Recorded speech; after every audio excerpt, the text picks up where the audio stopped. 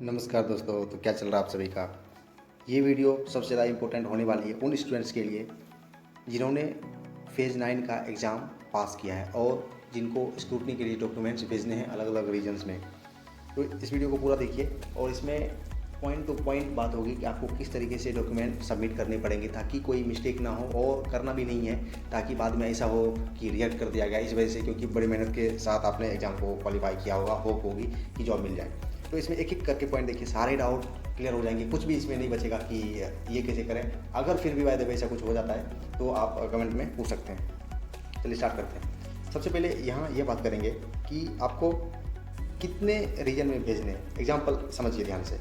अगर आपने eastern region के लिए अप्लाई किया था, एक ही पोस्ट कोड के लिए अप्लाई किया था और उसमें आपने क्वालिफाई किया, तो क्या हुआ कि एक रीजन में, और वो भी कहाँ, ईस्टर्न रीजन के हेडक्वार्टर में आपको भेजना पड़ेगा। चाहे आप किसी भी रीजन से बिलोंग कर रहे हों, आपने जिस पोस्ट कोड के लिए अप्लाई किया था उसमें जो कोड होता है, ER है तो ईस्टर्न रीजन, WR है तो वेस्टर्न रीजन, तो उसके हेडक्वार्टर में आपको भेजना पड़ेगा, ना कि आप जिस रीजन से बिलोंग कर रहे हैं वहाँ भेजना है। ठीक है, एक पोस्ट कोड के लिए आपने क्वालिफाई किया एक रीजन में तो एक में भेजना है। अगर ईस्टर्न रीजन में ही आपने 3 पोस्ट कोड के लिए फॉर्म फिल किया था और आप तीनों में क्वालिफाई कर गए हैं तो तीनों के लिए अलग अलग आपको डॉक्यूमेंट भेजने पड़ेंगे। सेम चीज़ भेजेंगे लेकिन अलग अलग भेजेंगे। ये नहीं कि एक रीजन में है तो एक साथ भेज देंगे, नहीं तो फिर रिजेक्ट हो जाएगा। तो जितने पोस्ट कोड उतने, सिंपल यही है मोरल। ठीक है, अब देखिए, अब क्या है कि अगर जोन भी अलग अलग है, ईस्टर्न रीजन है, वेस्टर्न रीजन है, साउदर्न रीजन है, तीनों रीजन के लिए आपने किया था, इसमें से भी आप क्वालिफाई हैं, वेस्टर्न रीजन में भी है, साउदर्न रीजन में भी है, तो क्या करना पड़ेगा, तीनों के लिए आपको अलग अलग भेजने पड़ेंगे। ठीक है, तो ये बात आ गई समझ कि कितने भेजने हैं। अब नेक्स्ट देखिए कि भेजना कैसे है। सबसे पहले जो इंपॉर्टेंट बात है कि जब आप सबमिट करेंगे डॉक्यूमेंट को तो स्पीड पोस्ट के थ्रू जाएगा और सबसे पहले इंटरेक्शन किससे होगा, एनवेलप से होगा। तो एनवेलप कैसे तैयार करनी है वो हम देखेंगे, क्योंकि इसके बाद डॉक्यूमेंट को हम देखेंगे क्या क्या डॉक्यूमेंट, क्योंकि पहले वहाँ जो सेग्रीगेट करते हैं वो फर्दर प्रोसेस के लिए वो एप्लीकेशन, ये जो है आपका एप्लीकेशन फॉर्म जो आप भेजेंगे तो एनवेलप को देख के वो कंपाइल करेंगे। तो इसमें क्या है कि इसमें सबसे पहले जो है राइटअप में आप देखेंगे उसमें बोला गया है कि सबसे पहले आप क्वालिफिकेशन वाइज लिखिए कि आपका जो फॉर्म था वो किस क्वालिफिकेशन बेस्ड था, यानी ग्रेजुएशन एंड एबव लेवल है या 10+2 यानी हायर एंड सेकेंडरी लेवल है या मैट्रिकुलेशन लेवल है। तीनों में से जो है वो बिल्कुल सबसे ऊपर टॉप में लिख रहा है और कोशिश करें बोल्ड करके लिखने के लिए कि ताकि क्लियरली पता चले। उसके बाद पोस्ट कैटेगरी नंबर यानी आपका पोस्ट कोड कौन सा था वो, क्योंकि सबसे पहले जैसे ही वहाँ डिलीवर होगा आपका पोस्ट जो है वो दिया जाएगा वहाँ, तो इसी को देख के वो एक साथ कंपाइल करेंगे कि इस पोस्ट कोड के लिए कितने स्क्रूटनी के लिए डॉक्यूमेंट भेजे गए हैं ताकि कोई मिसमैच ना हो जाए। ठीक है, तो यहाँ आपको सबसे पहले क्या करना है, लिखना है किस लेवल का है ये क्वालिफिकेशन वाला और पोस्ट कोड नंबर, यहाँ पोस्ट कैटेगरी नंबर लिखने हैं। ठीक है, ये बात आगे समझ। उसके बाद क्या है, नंबर सेकंड आता है एड्रेस, यानी जहां आप भेजने वाले हैं वो एड्रेस।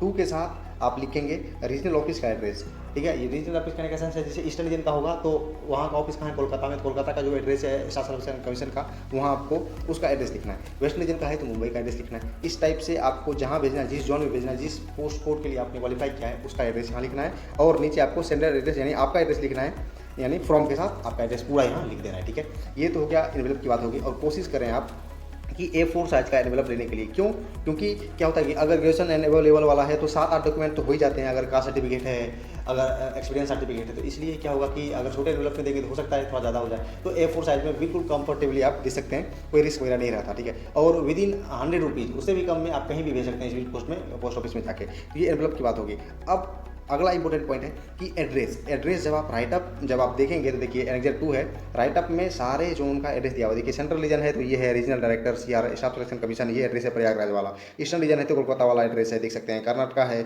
मध्य प्रदेश है, नॉर्थ ईस्टर्न है, नॉर्दर्न रीजन है, नॉर्थ वेस्टर्न रीजन, और इसका जो सेकंड पेज है उसमें आपको वेस्टर्न रीजन का मिलेगा, साउदर्न रीजन का मिलेगा, सारे एड्रेस आपको इसमें मिल जाएंगे। इस टाइप से एड्रेस लिखेंगे, यही बिल्कुल आपको कॉपी पेस्ट करने हैं, उस एनवेलप पे करना है। ठीक है, तो ये हो गए एड्रेस जो आपको भेजने के लिए। नेक्स्ट बात आती है कि डॉक्यूमेंट की। डॉक्यूमेंट आपको क्या कहते हैं, क्योंकि ये एनवेलप के अंदर की बात है। तो अब डॉक्यूमेंट के बारे में हम डिटेल जानते हैं। सबसे पहले क्या है कि ग्रेजुएशन सर्टिफिकेट देना। अगर ग्रेजुएशन एंड एबव लेवल वाला है तो आपको ग्रेजुएशन का सर्टिफिकेट उसमें देना है। कई लोग भी कमेंट करके पूछते हैं कि भाई सर्टिफिकेट तो अभी है ही नहीं, अभी हाल ही में ग्रेजुएट हो सकता है हुए होंगे आप, तो क्या होगा, अगर सर्टिफिकेट नहीं है तो प्रोविजनल सर्टिफिकेट होगा, क्योंकि मेन सर्टिफिकेट आने में टाइम लगता है। तो प्रोविजनल सर्टिफिकेट जो मिलता है पास करते ही वो आपके पास होगा। अगर ये भी नहीं है तो एटलीस्ट मार्कशीट होगा 3 ईयर का, चाहे जो भी सारे सेमेस्टर का होगा, ताकि आप प्रूफ दे सकें कि आप ग्रेजुएट हैं। ठीक है, ऐसे बोल देने से नहीं होता है। तो इस तीनों में से कुछ भी देंगे। अगर नहीं, अगर है तो सर्टिफिकेट सीधा सीधा सबमिट करते हैं। उसके बाद देखिए क्या है, एक्सपीरियंस सर्टिफिकेट। अगर ऐसे पोस्ट कोड के लिए आपने फॉर्म फिल किया था जिसमें एक्सपीरियंस सर्टिफिकेट मैंडेटरी है, मतलब देना ही देना है, तो आपको देने पड़ेंगे, क्योंकि कई सारे ऐसे पोस्ट होते हैं जैसे DEO का होता है, उसमें कि कोई एक्सपीरियंस नहीं चाहिए, बस बाद में टाइपिंग होगी। तो इस तरीके से सिर्फ सर्टिफिकेट से काम चल जाएगा, लेकिन अगर एक्सपीरियंस मांगा गया है तो आपको देना पड़ेगा, इसलिए मैंने ये रखा है। उसके बाद कास्ट सर्टिफिकेट, अगर किसी कैटेगरी से बिलोंग कर रहे हैं और उसका फायदा लेना चाहते हैं तो आपको कैटेगरी सर्टिफिकेट भी भेजना पड़ेगा, और वो भी क्रूशियल डेट के अंदर, यानी एप्लीकेशन फॉर्म फिल करने का जो लास्ट डेट था उसके पहले का होना चाहिए। अगर बाद का होगा तो वो प्रोविजनली एक्सेप्ट करते हैं, रिएक्ट नहीं करते, क्योंकि एक ऐसा ऑर्डर आया था सुप्रीम कोर्ट का कि अगर कोई किसी कास्ट से बिलोंग कर रहा है और उसका अगर सर्टिफिकेट विद इन डेट नहीं है तो आप उसको रिजेक्ट नहीं कर सकते, प्रोविजनल दे सकते हैं। तो इसमें क्या होता है, जब आपकी ज्वाइनिंग होगी उसमें फिर आपको सबमिट करने पड़ेंगे कुछ डॉक्यूमेंट्स कि हाँ आप उस कैटेगरी से बिलोंग करने जाता है, और जिसका सब चीज़ सही रहता है उसको क्लियर दिया जाता है। तो दोनों सेलेक्ट होते हैं, लेकिन प्रोविजनल और क्लियर का अंतर होता है। तो अगर पहले का है तो और अच्छी बात है, बाद का अगर है तो भी आपको ज़रूर दें, ऐसा नहीं कि देंगे ही नहीं। फिर देखिए क्या है कि 12th का सर्टिफिकेट देंगे। अब सर्टिफिकेट की जब यहाँ मैं बात बोलता हूँ तो अपने बोर्ड के अनुसार आप देख सकते हैं कि अलग अलग बोर्ड में क्या सीन है। मार्कशीट कोई सर्टिफिकेट बोलते हैं, या मार्कशीट अलग मिलता है, सर्टिफिकेट अलग मिलता है, तो वो आप खुद से देख सकते हैं। फिर क्या है 10th का सर्टिफिकेट या मार्कशीट, यहाँ भी यही पंगा होता है कि 10th का तो कोई बोलते हैं कि मुझे तो सिर्फ मार्कशीट ही मिला, सर्टिफिकेट तो अलग से मिला ही नहीं। अलग अलग बोर्ड में क्या होता है कि मार्कशीट अलग सर्टिफिकेट अलग, तो दोनों भेज देने हैं, ठीक है। नहीं तो सर्टिफिकेट सिर्फ भेजेंगे जो मेन है, उससे काम चल जाएगा। देखिए ये मैंने इसलिए लिखा यहाँ कि ग्रेजुएशन वाले में ये तीनों भेजना है, ठीक है। अगर सिर्फ 12th वाला है तो 12th और 10th का भेजना है, और अगर 10th वाला है तो ये तो 10th वाला तो जाएगा ही। उसके बाद क्या भेजना है, एप्लीकेशन फॉर्म, यानी जिस पोस्ट कोड के लिए आपने अप्लाई किया था उसका जो प्रिंट आप लेंगे फॉर्म फिल करने के बाद, जब फाइनली सबमिट हो जाता है उसके बाद जो आप प्रिंट निकालेंगे उसका, आपने PDF सेव करके रखा होगा तो उसका जेरॉक्स करके आप को देना पड़ेगा एप्लीकेशन फॉर्म, ठीक है। अगर आपने उस समय नहीं भी किया था तो अभी आप प्रिंट कर सकते हैं, क्योंकि लिंक एक्टिवेट कर दिया गया है, आज भी आया था अपडेट SSC के साइट पे आप देख सकते हैं कि फेज 9 के लिए एप्लीकेशन फॉर्म का लिंक दे दिया गया, आप डाउनलोड कर सकते हैं, ठीक है। हर बार यही होता है।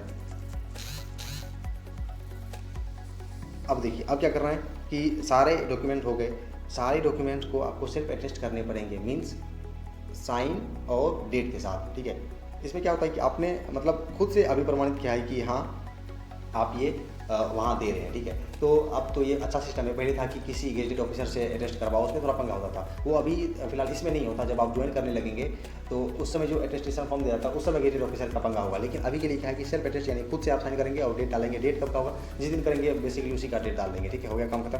तो ये सारे डॉक्यूमेंट्स का जेरॉक्स करके एक एक आपको देने हैं। यहाँ चाहे तो आप अपनी एक ID, किसी भी ID का जेरॉक्स दे सकते हैं, मैंडेटरी नहीं है, चाहे तो दे सकते हैं, नहीं चाहे तो नहीं भी दे सकते, ठीक है। ये हो गया, सबको एक एक कॉपी सबका उसमें लगा के देना है, और सबको पोस्ट ऑफिस जाके अच्छी तरीके से सेंड आपको करने हैं। सब चीज़ सही रखना है और बार बार चेक करना है। और ये भी मैं बता दूं कि ज़्यादा अभी हड़बड़ाने की ज़रूरत नहीं है। अभी 6 जुलाई है तो, और इसका लास्ट डेट है 22 जुलाई तक पहुंच जाना चाहिए। आप सेकेंड वीक जो है जुलाई का, उसमें आराम से भेज सकते हैं, 2-3 दिन का समय लेना, चाहे इस वीक का तो ले सकते हैं कि सब चीज़ सही है या नहीं है। अगर हुआ तो बाद में आपके रिएक्शन में नाम आएगा और फिर आपको रिप्रेजेंट करना पड़ेगा मेल के थ्रू, तो ऐसा नौबत आई ना, यही अच्छा है। तो करना क्या है कि सबको सटीकता से आपको भेजना है, और स्क्रूटनी के लिए जब आप भेज देंगे उसके बाद आराम से किसी दूसरे एग्जाम की प्रिपरेशन करिए, उसमें ध्यान लगाइए। 3-4 महीने कम से कम एटलीस्ट तो आपको वेट करना पड़ेगा, ताकि स्टार्ट हो जाएगा रिएक्शन लिस्ट आना शुरू हो जाएगा। रिएक्शन मतलब कि किसी में अगर कुछ फॉल्ट है तो वो रिमार्क से साथ देते हैं कि क्या